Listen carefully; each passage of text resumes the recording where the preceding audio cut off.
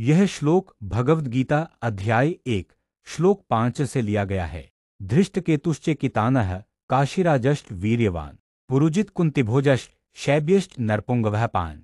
यहाँ दुर्योधन अपने आचार्य द्रोण को युद्ध में पांडव पक्ष की ओर से लड़ने वाले प्रमुख योद्धाओं की सूची बता रहा है। धृष्टकेतु चेदिराज शिशुपाल का पुत्र कृष्ण ने शिशुपाल का वध किया था, इसलिए शिशुपाल का पुत्र धृष्टकेतु पांडवों के साथ खड़ा हुआ। वह अत्यंत पराक्रमी और कृष्ण भक्त था। 2 चेकितान यदुवंशी वीर, जो यदुवंश का समर्थ योद्धा था और पांडवों का दृढ़ समर्थक। 3 काशीराज वीर्यवान, काशी वाराणसी का पराक्रमी राजा। वह अपने समय के धनुर्विद्या और युद्ध कौशल में श्रेष्ठ राजाओं में गिना जाता था।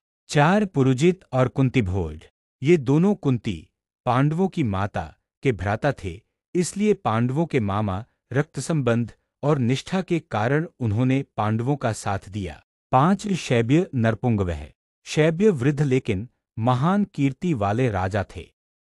यह श्लोक केवल नामों की सूची नहीं है, बल्कि यह संकेत करता है कि पांडवों की सेना सिर्फ युवाओं पर नहीं, बल्कि विभिन्न राज्यों, वंशों और आयु वर्ग के प्रतिष्ठित योद्धाओं पर आधारित थी।